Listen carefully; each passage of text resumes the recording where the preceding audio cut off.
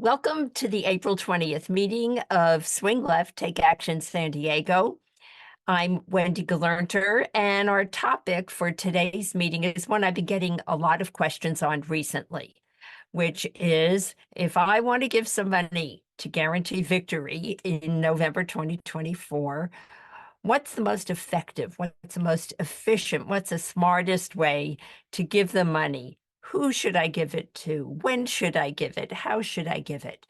This is a question that I have been struggling with myself for many months. I've done some research on it. I've talked to other people in other organizations and put together what I hope is a useful guide for you as you begin thinking about how you want to donate money to support these upcoming elections.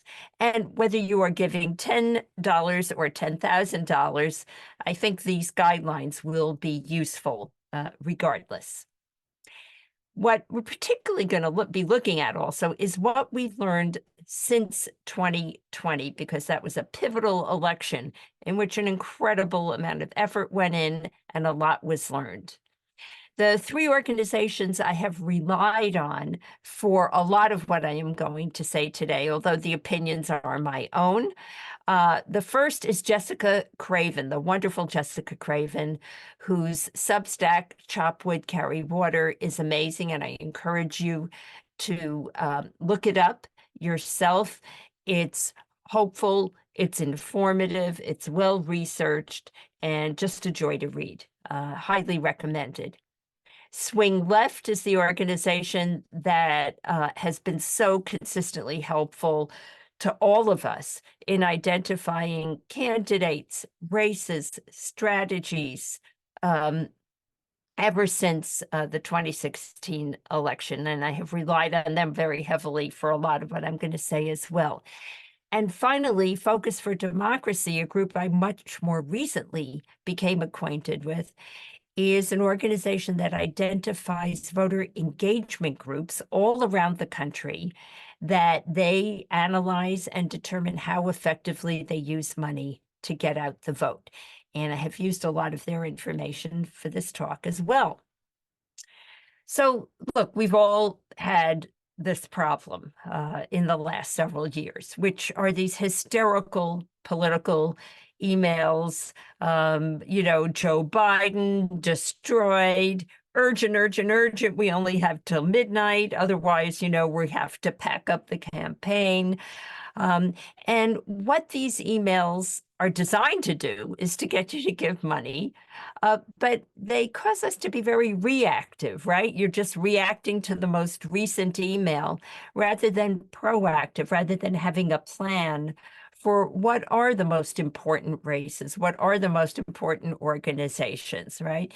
And these emails also have the side effect of making us really distrust all of the emails we're getting because they're all so hyper emotional about everything. Can't tell what's important, what's not important, who to trust, how to plan, how to decide, right?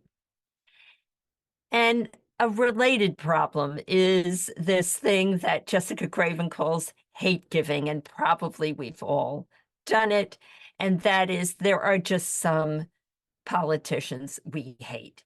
And whenever someone runs against them, we're going to give them money, no matter whether that person has a chance or not.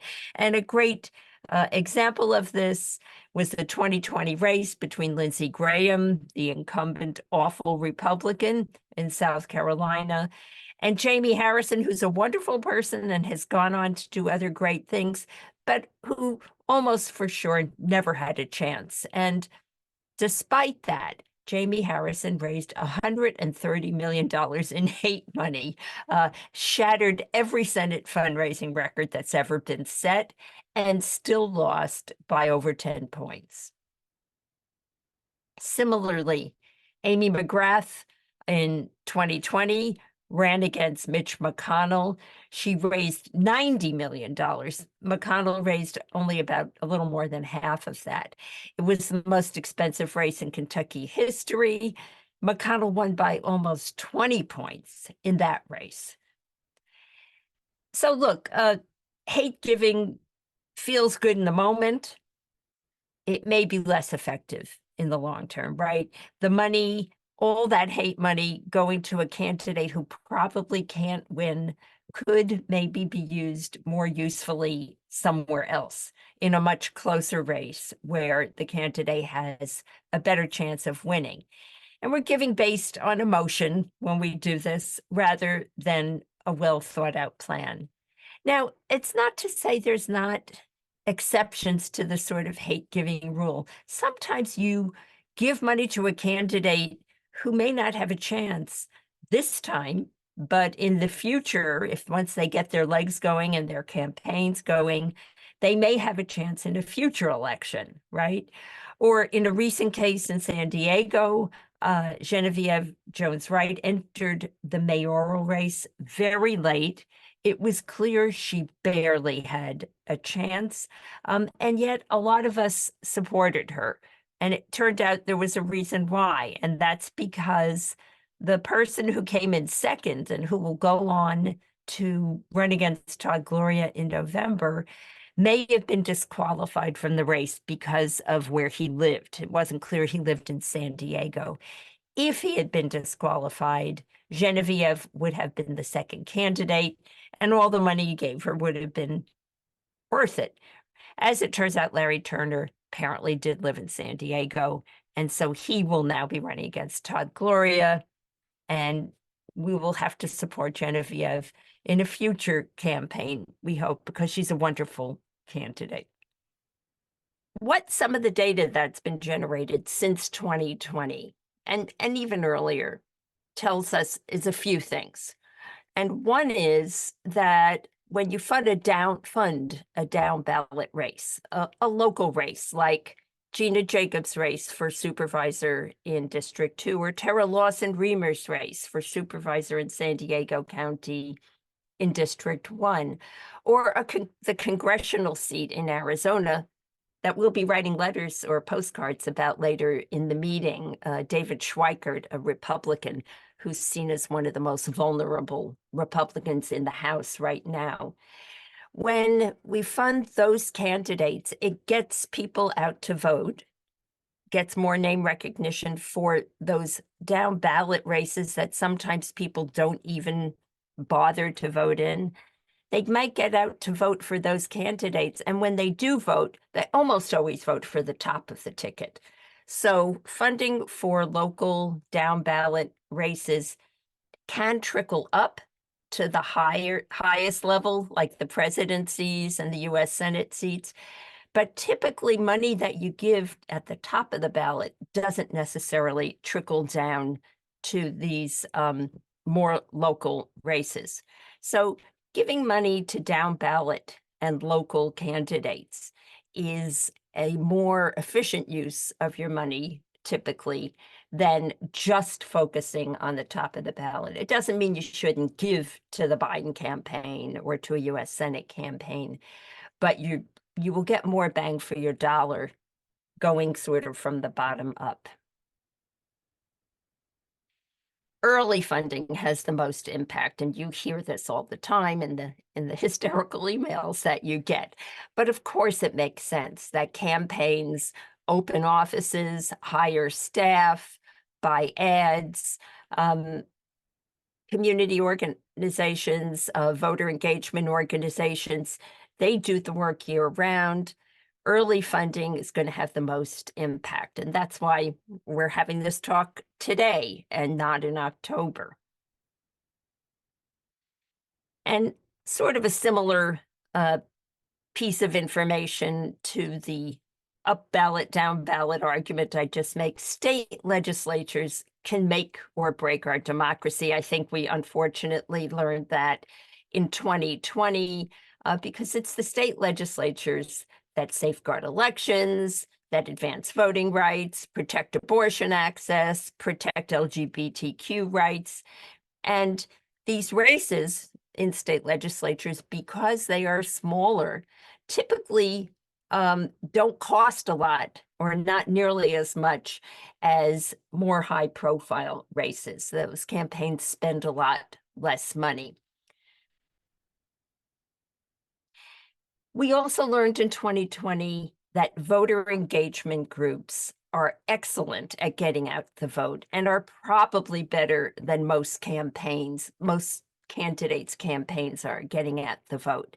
I think we all heard after Biden won in 2020 that it was these on-the-ground grassroots organizations who had been there for years sometimes, or at least months, who knew their communities, who had relationships with people in their communities.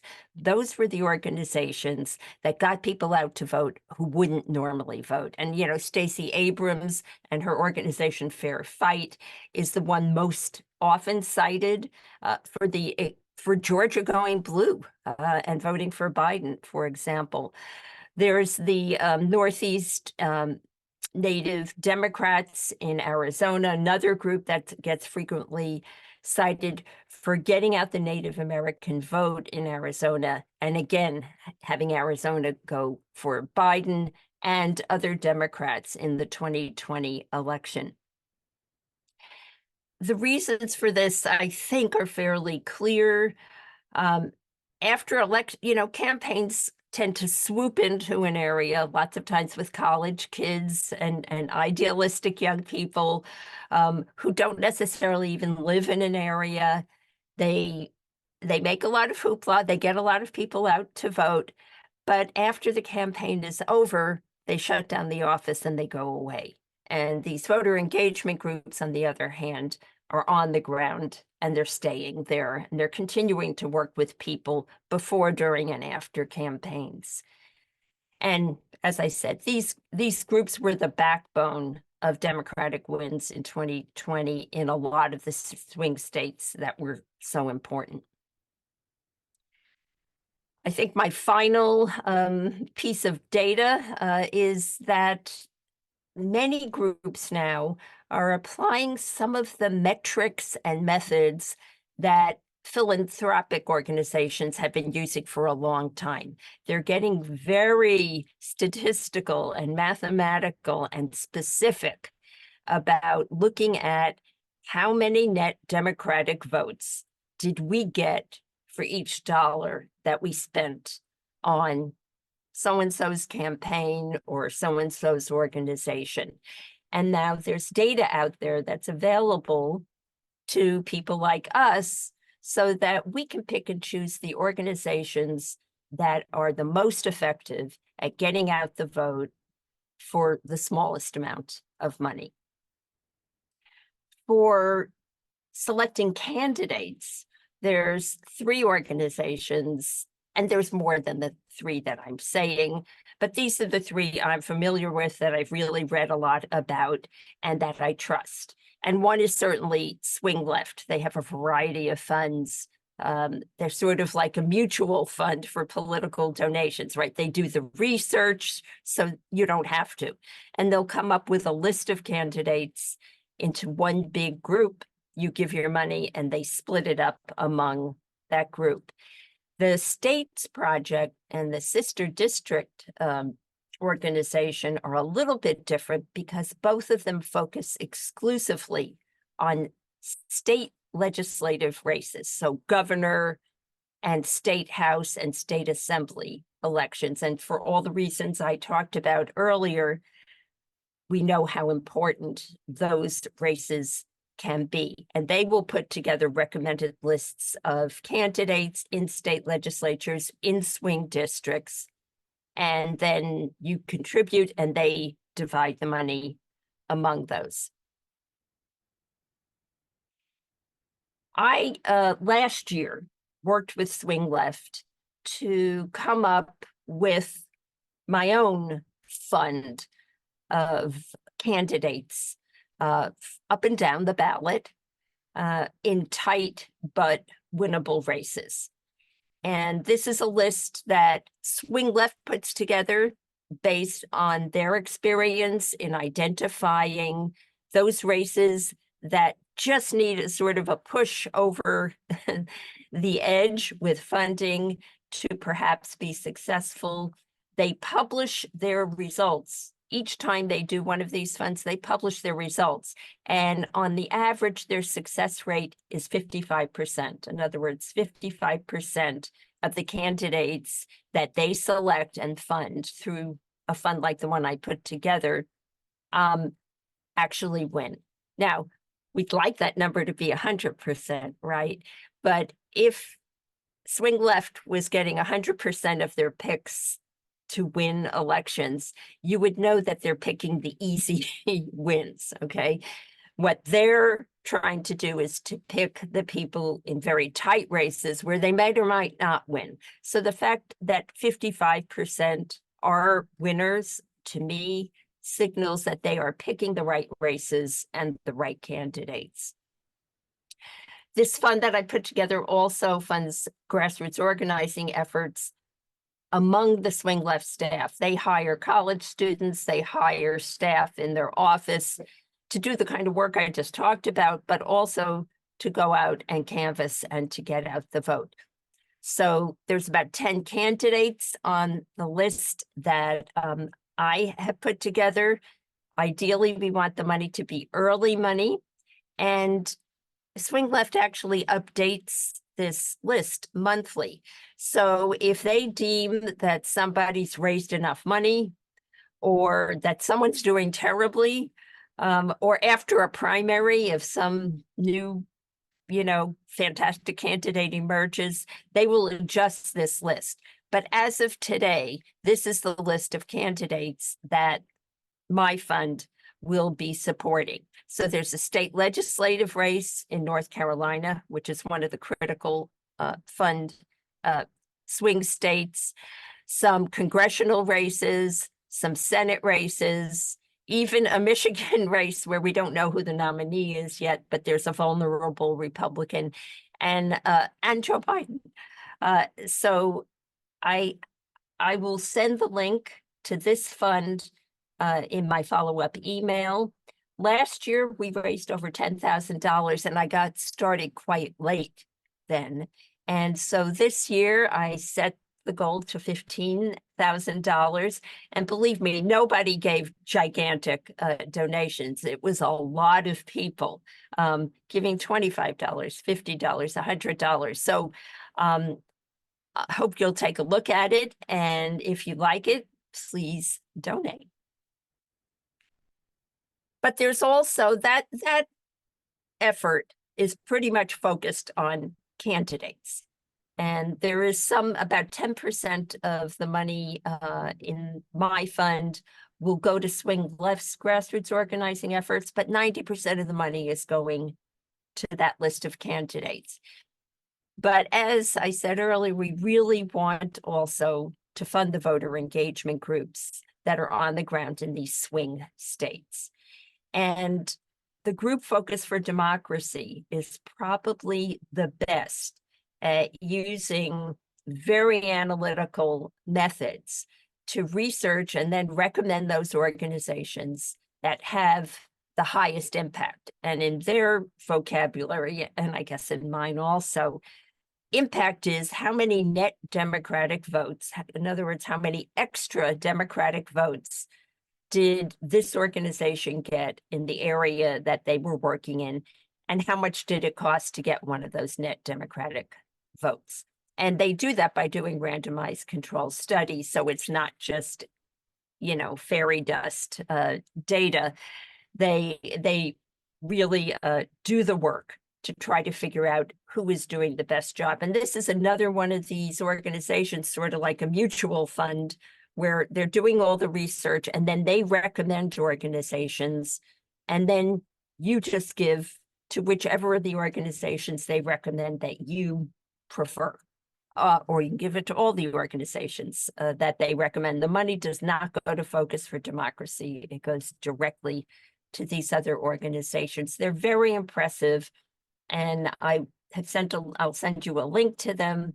They do briefings about once or twice a month, and I think if you go to one of them, you'll be very impressed with the work they do and with the organizations that they identify and bring to our attention. There's also just some amazing individual organizations that I want to highlight because they're just so good. And again, I'll include links to all of these in my email. And you may have heard of a lot of these organizations already, so I'm not going to go into them in detail, but you can look at them when you get my email. Working America focuses on working class voters in swing states, and they actually focus not just on that, but on non-union working class voters. So basically, the people, many of whom used to be Democrats and then voted for Trump, non-union working class voters. So it's an important group that they have done an incredible job in the last 4 or more years in getting people back to the Democratic Party and voting for Democrats. Galvanize Action uses a very sophisticated digital advertising, and the people they're targeting are moderate white women in swing states. Again, a group that had sort of swung back and forth between the Republican Party and the Democratic Party, but given everything that's going on in the country right now, are seen as very persuadable to move more left and more progressive in their voting patterns.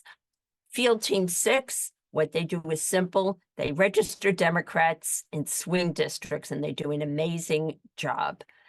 The Blue Voter Guide is actually an effort that some of you have been involved in already. We've had a guest speaker from there. It's an online tool that helps people make decisions on who to vote for. And it's useful to people who are very informed voters, and it's particularly useful to people who aren't. And they definitely focus on Democrats. So when people go to this, they're showing endorsements of Democratic candidates so that people will hopefully select those when they actually fill out their ballots.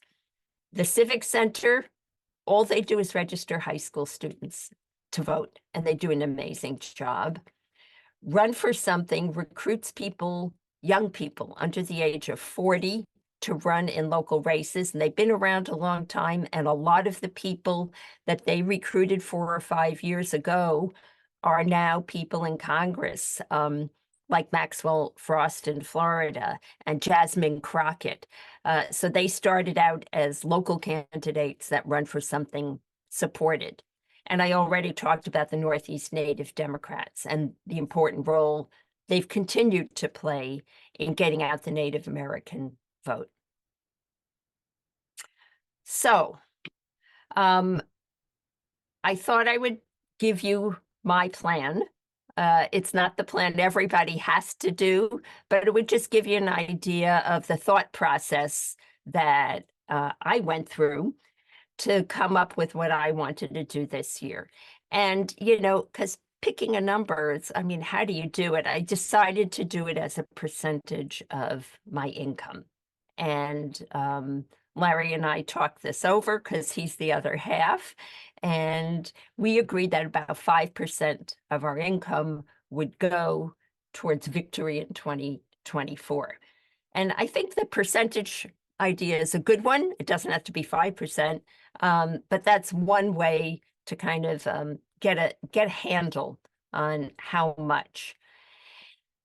And the other thing, who am I giving this money to? I decided to give about half to candidates with a focus on down ballot races. And I'm going to do that mostly through the fund that I set up through Swing Left. And the other half of the money to voter engagement organizations like the ones I just profiled for you. And finally, when to give this money. We heard early money is the most valuable. And so about half of the money I'm planning on, or have given some already, but now, about 25%. Once the primaries are over, there's still some pretty important primaries. We don't know who the candidates are going to be when the primaries are over. So once the primaries are over, probably another 25%. And then actually that should be August, another 25% in August. And then I'll have no more money. So that'll be over around that point. But the emphasis is definitely on earlier rather than later in this election cycle. Well, I hope it was helpful. And again, this recording and all the information will be in the follow-up email.